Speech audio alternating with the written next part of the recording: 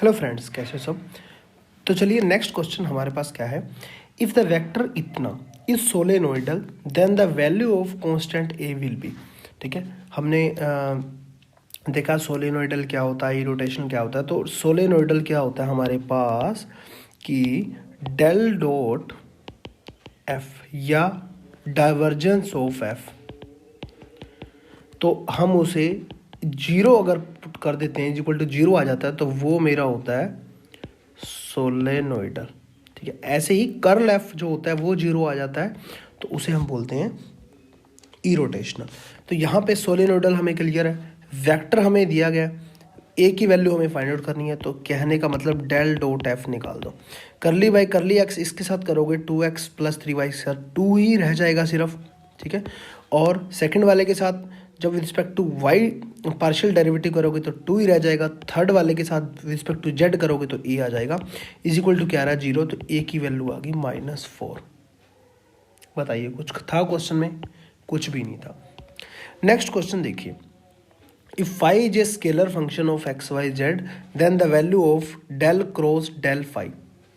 ठीक है, ये तो डायरेक्ट मैंने आपको बताया ही हुआ है। ठीक है, निकालना चाहो निकाल भी सकते हो, मैंने आपको बताया हुआ है डेल क्रॉस डेल फाई आ जाए, एफ आ जाए, कुछ भी आ जाए वो भी जीरो होता है, और del dot del cross phi आ जाए वो भी क्या होता है, जीरो होता है। ठीक है ना, निकालना चाहो निकाल भी सकते हो। फाई क्या है, स्केलर फंक्शन है। फाई कुछ भी फंक्शन जैसे मान लो, ठीक है, तो वो एक स्केलर फंक्शन है। तो अब हमने निकालना क्या है, डेल फाई निकालना पहले तो करली फाई अपॉन करली एक्स ऐसे आ जाएगा, करली फाई अपॉन करली वाई जे, करली फाई अपॉन करली वाई जेड के। तो उसके बाद कर्ल निकालना है हमें डेल क्रॉस डेल फाई, तो वो मेरा क्या आ जाएगा, वही आई जे के, और यहाँ पे डेल डेल क्या आ जाएगा, करली बाई करली एक्स, करली बाई करली वाई, करली बाई करली जेड, और डेल फाई का कोफिशिएंट क्या है, ये वाले सारे, तो करली फाई अपॉन करली एक्स, करली फाई अपॉन करली वाई, करली फाई अपॉन करली जेड।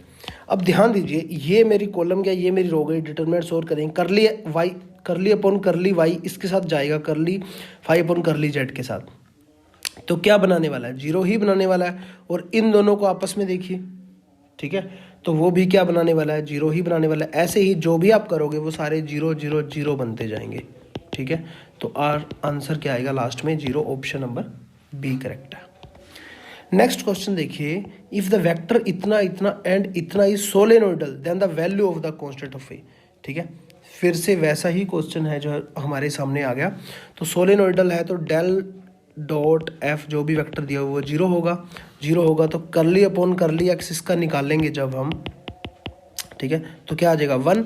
इसका करली अपॉन करली वाई निकालेंगे तो 1 आ जाएगा, इसका करली अपॉन करली वाई जेड निकालेंगे तो ए आ जाएगा equal to zero, a is equal to क्या आ जाएगा -2। ऑप्शन नंबर बी करेक्ट है। ठीक है, समझ में आ गया। तो इस टाइप से आप लाइन वाइज जब आप देखते हो टॉपिक जो मैंने करवाया था आपको, ठीक है, कर्ल, ग्रेडियंट और सोलेनोइडल हो गया, इरोटेशनल हो गया, ठीक है, वेलोसिटी हो गया, ठीक है, एक्सेलरेशन हो गया, तो ये सारी चीज़ें लगातार आप करते हो और ये सारी वीडियोज लगातार करते हो तो आपको सब समझ में आ जाएगा कि मैं क्या कर रहा हूँ। ठीक है ना। नेक्स्ट क्वेश्चन देखिए, the linear transformation of t x y is equal to इतना इतना इतना define on r square invertible if and only if. Invertible बात कर दी गई, लीनियर अलजेब्रा से क्वेश्चन लिया गया। इन्वर्टिबल का मतलब क्या होता है, मैंने लीनियर अलजेब्रा में आपको बताया था कि उसका determinant not is equal to zero, मतलब उसका इन्वर्स निकलना चाहिए। ठीक है, इनवर्स एग्जिस्ट करना चाहिए, इन्वर्स एग्जिस्ट करना चाहिए। तो आपको पता है इन्वर्स क्या होता है, ठीक है ना। इन्वर्स क्या होता है मेरा, एडजॉइंट ऑफ ए अपॉन में ए का डिटर्मिनेंट, तो ए का determinant not is equal to zero होना चाहिए। ठीक है, इसका मतलब ए का determinant not is equal to zero होना चाहिए। तो ए जो मेरी मैट्रिक्स बनी, मेरे इसका कोफिशिएंट ले लो, ऐसा कोफिशिएंट क्या है A1, इसका क्या है B1। सेकंड वाली का देखो, सेकंड टप्पल में A2 B2, तो यहाँ पे A1 B1 समझ में आ गया, A2 B2, इसका डिटर्मिनेंट निकाल दो, क्या आ जाएगा मेरे पास, A1 B2 minus B1 A2। वो क्या होना चाहिए, not is equal to zero होना चाहिए इन्वर्टिबल अगर हमने प्रूव करना है तो ऑप्शन नंबर फर्स्ट ही करेक्ट हो गया।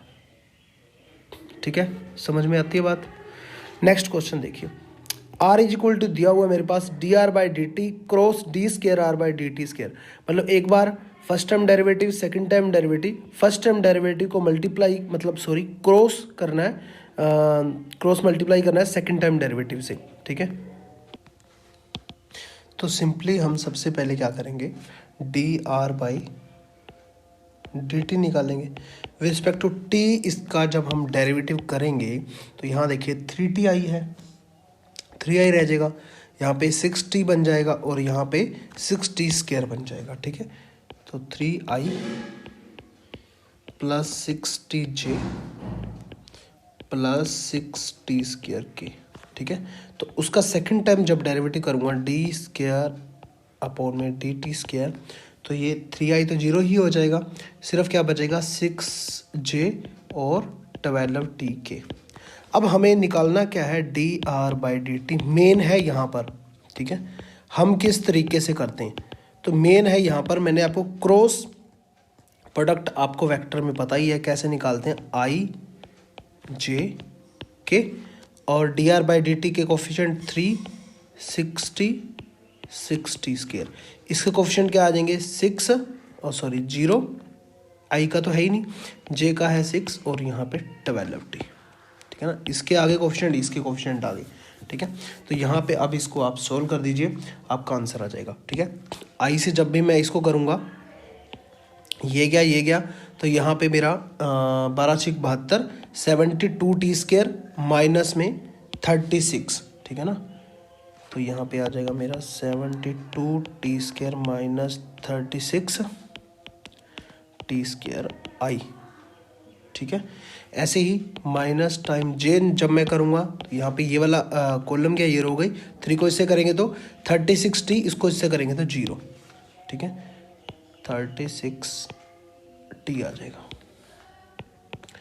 प्लस में के का जब मैं करूँगा तो यहाँ पे देखिए ये रो गई, ये कॉलम गया, तो इसको करेंगे तो 3×6 = 18, इसको करेंगे 0, तो 18 इज इक्वल टू क्या आया 18, मेरा यहाँ से कॉमन आ गया, 72 माइनस 36 36, ठीक है। और 18 × 3 = 36, 2t स्क्वायर आई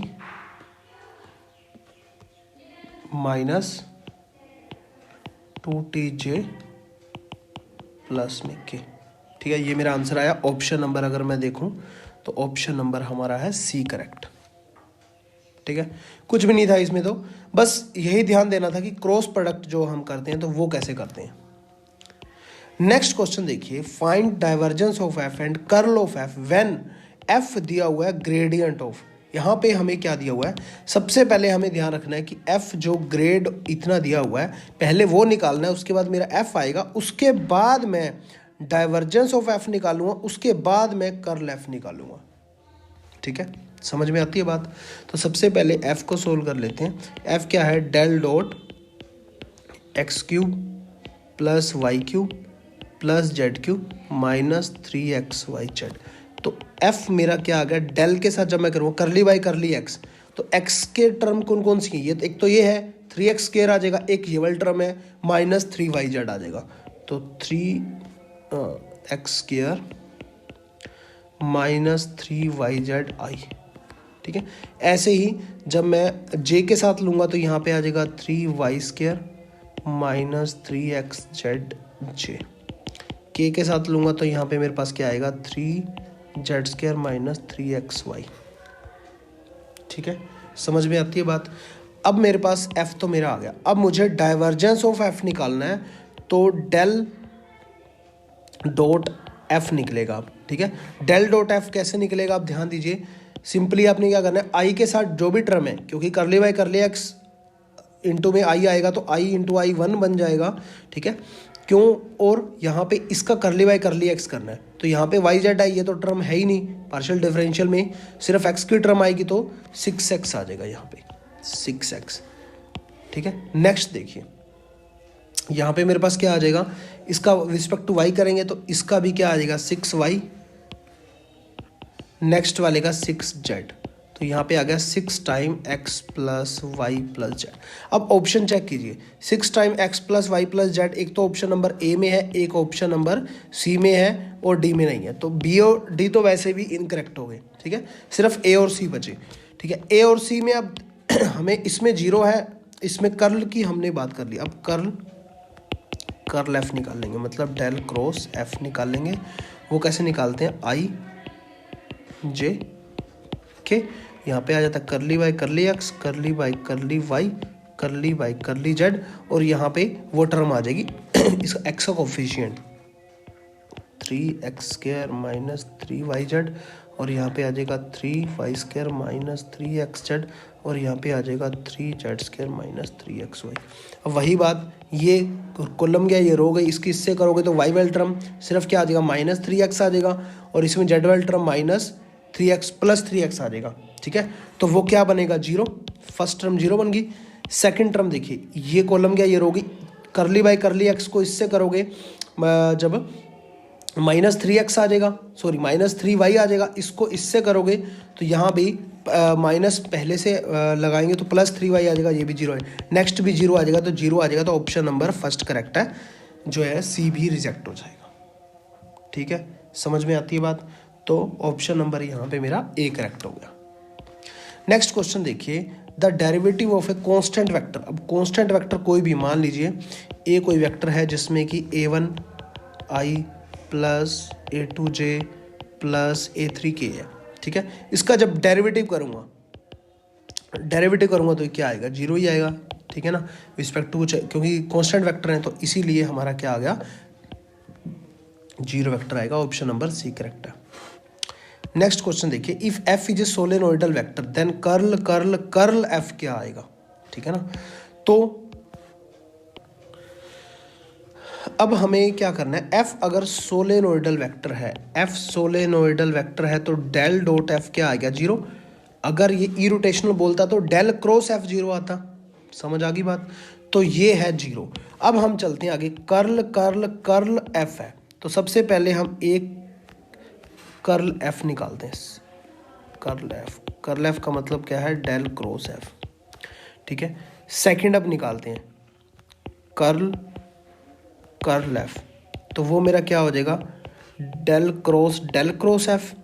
तो हमें पता है a cross b cross c की वैल्यू हमारे पास क्या होती है, ac b, मतलब जो भी वेक्टर लगाने वेक्टर लगा लो, माइनस acb, सॉरी acb नहीं abc। ठीक है, वेक्टर लगाने हैं तो लगा सकते हो इन सभी पे।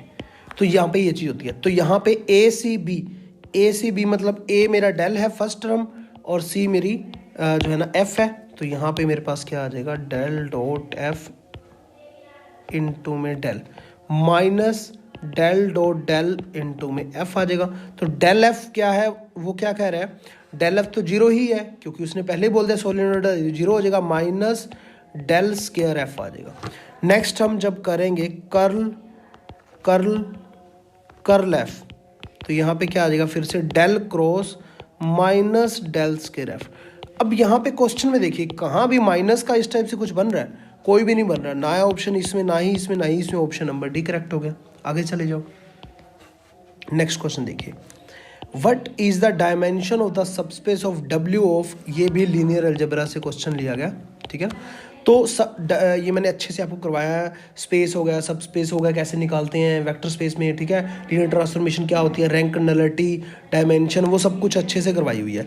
तो यहाँ पे देखिए दो मुझे इक्वेशंस दी गई हैं, तो क्यों ना मैं इसको मैट्रिक्स फॉर्म में ले जाऊँ। एक्स का कोफिशिएंट 1 है, 2y मतलब 2 हो गया, z का 1 हो गया, तो यहाँ पे मेरे पास 1 हो गया, 1 हो गया और 3 हो गया। हम इसे कोई ना कोई ऑपरेशन लगा के इसका रैंक चेक करते हैं। ठीक है, ऑपरेशन लगाने के बाद कुछ कटता है तो कोई रो काटते हैं। तो यहाँ पे मैंने कोई ऑपरेशन लगाया R2 पे, तो R2 पे ऑपरेशन लगाया, सेकेंड रो में से फर्स्ट रो मैंने माइनस कर दी, तो फर्स्ट रो तो सेम रहेगी, 1 - 1 0, ये हो गया -1 - 2 -1 हो गया, और यहाँ पे हो गया मेरा 2। ठीक है, तो यहाँ पे उसके बाद मेरा 0 बन सकता है, नहीं बन सकता, तो इसका मतलब इसका रैंक कितना आया, 2, तो 2 ही मेरी डायमेंशन होगी सब स्पेस की, तो ऑप्शन नंबर बी करेक्ट हो गया।